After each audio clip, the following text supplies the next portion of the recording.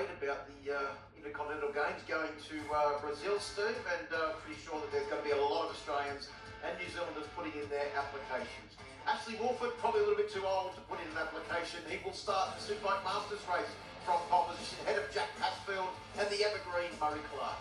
Corey Glock starts row 2 with Matthew Robbins and Phil Bevan. And your row 3's Phil Allen, John Burns and Gregory Farrell on his Honda RC30. Good mix of bikes out there in the Superbike Masters here. The first time we've seen them in 2026. Ready to go racing? Superbike Masters is going to once again great start off the line for Jack Passfield on board bike number 89 as they make their way down in towards turn 1. Oh, Ashley Wolford had to come around the fast starting Murray Clark to get up into a second position. Early on, it is Passfield and Wolford that are already starting to pull away. There's Greg Farrell out there enjoying himself on his immaculate Honda RC30. Yeah, he certainly wasn't worried about tipping it in, and the front wheel chatter there was Ashley Wolford around the outside of Murray Clark, who got a good start as well. But the CC difference between these two bikes is significant. Obviously, Jack Passfield on the 1000cc Yamaha, and Ashley Wolford's bike is a 750. Of course, as we mentioned in the race earlier on today, there's quite a few different categories in this one race. There's Corey Glock on board bike number 98. That is one of the 3 Honda RC30s in this race. In fact, it would be the leading RC30 at the moment, ahead of Phil Bevan back in 7th position on the 151 machine, and Greg Farrell in 9th on the 337 bike. There's the 996 machine of Matthew Robbins. Yeah, good pass there on Phil Allen by him. Another 96 model GSXR 750T, and obviously definitely got good handling around this circuit, that bike. It's similar to the number 12 that we're looking at now, tipping into turn 1 of Ashley Wolford. Back through the gearbox. Corey Glock's doing a much better job in this race of hanging on to the very experienced Murray Clark as they come underneath the bridge and make their way down towards Pirelli Corner. Well, the RC30, they can't bore them out. They are what they are. They're a 750cc bike.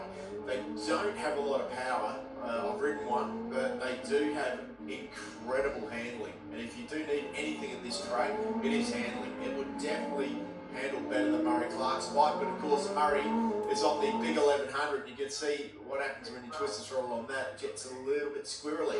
Also, Murray Clark's quite a large rider, so the 1100 probably suits him as well. Well, probably, but definitely there's a chassis advantage on the 750.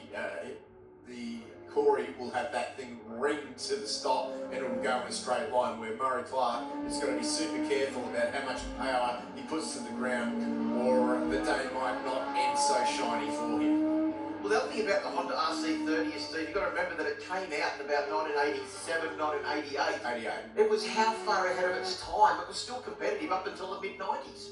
Yeah, I mean, it's a super great bike. Some people say it's even better than the RC45, which is the bike that succeeded the RC30. As I say, I used to race against those bikes, never got to ride one, but then one day I did get to ride one, and then I knew why the other guys were going so quick, because they were so easy to ride and so good. Well, Jack Passfield is currently holding down a 3.4 second lead. I don't know what they've done to Jack Passfield, but he didn't seem to have an answer for Ashley Wolford in the earlier race today. But in this one, he got the jump off the line and was able to just ride his own race over those first couple of laps. Managed to pull away to a very handy lead. There's no coming together like we saw at about this stage of the earlier race today, Steve, where Wolford and Passfield had a coming together at Pirelli Corner. Well, Passfield's been, I don't think he's been riding that much lately. So obviously, if you don't ride, you don't stay in form. So every lap that he rides, he's going to get quicker, and obviously that is showing. And he's not that far off the lap record of 17.6, 1:17.6 set by Bo Beaton when we were here last year, the middle of last year. And so he's 18.1. He's just in another fastest lap. Yeah, very consistent out front is our race leader, Jack Passfield. Murray Clark has consistently had to deal with a a pesky Corey Glock that just won't let go to the back of the 36 machine. The Murray Clark Racing bike as it heads down the hill and into Pirelli now. These two guys are actually riding quicker than they did in previous races this weekend too. Murray Clark with a 21 flat, that's pretty decent. And it looks like Ashley Wolford's also dipped into the 19s now, but still like 1.8 seconds lap slower than Jack Pastel. There's Phil Allen on his booming 851 Ducati. I know that he's excited because he needs new crankcases and he's got a bag full of new bits to improve that engine. I think they're going to up the capacity of it as well, up to 996. So he cannot wait to get the extra power fitted to that bike, and I'm sure he'll be busy in the shed from now until the next race meeting. Now that RC30 there of Phil Bevan, the one behind, that's probably one of the trickiest bikes out there. And I know when we were watching them in pit lane the other day, there was someone saying, look at some of the kit on that thing. It looks like it is a full X Rex Wolfenden machine. Is it?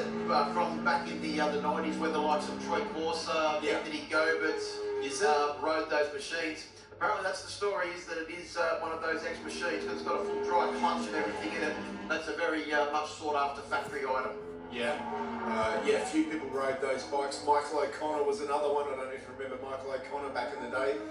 He was a gun there for a while too. But Phil Allen used to race that particular bike back in the day when it was modern. I can remember racing him at Winton on that bike. So I guess he's saved a lot of money on buying new bikes, hasn't he? Well, he has, but he's probably spent a lot of time on a lot of money on tyres and entry fees because he's been racing that bike for so long. Yeah, true. And also, I've got to say, a regular campaigner in the Superbike Masters class over the last couple of years. Yep. And he's always had the same colour scheme too, always that yellow. I wouldn't be surprised if those leathers aren't the ones that he wore back in the day. But look at the number 89, Jack Pasfield, rips through for another 18.5, 118.5, definitely on fire this time out, and wants to take no risk. 10 seconds in front of Ashley Wolford. Yeah, Wolford has not had an answer to Jack Pasfield in this race. He has only got 3/4 of a lap to go to claim the victory. Of course, it will be his first of the weekend. Wolford has taken the victory in the two races before this one. So Pasfield back up onto the top step of the podium. Listen to the sound of that FZR 1000, Steve. Sounds magnificent. Yeah, absolutely. I mean, he's got two bikes in the garage down there, exactly the same, but the second bike, which is just new this weekend, has got more horsepower, as if that's what you need in this circuit. But I wonder if that is that bike, because they did struggle to get it running, but I'll tell you what, big difference between race 2 and race 3. Well, it's an iconic machine, the Yamaha FZR 1000. And Jack Pasfield's about to take his first race win of the weekend on board bike number 89. He exits the Kawasaki corner and starts the run up the hill. There's the Landscape Solutions machine of Greg Farrell. He'll just get past before Pasfield comes over, so one more lap to go for Farrell as Pasfield comes across the line to take the race win. His first of the weekend. Ashley Wolford, 10 seconds, as Steve mentioned, behind there. He comes across the line to take second position. His lap times in that one dropped way off towards the end, a 121.5, his last lap. It's over 2 seconds off his best lap in that race as Murray Clark comes across the line to take third. In the end, where's Corey Glock gone? He's dropped way back. He's actually dropped back behind Matt Roberts, who will take fourth position. He's lost 7 seconds in one lap, so Corey Glock has run off at some point, I think. Don't listen to the cunts, Robbo, you're faster. As Phil Bevan comes across the line on the 151 machine, just getting the better of Phil Allen, so they reverse their positions over the final laps. Maybe Phil Allen will be starting the rebuild on the Ducati a little bit early as Jack Pasfield celebrates the win ahead of Ashley Wolford in second and Murray Clark in third, Matthew Robbins in fourth, and Corey Glock rounds out the top five.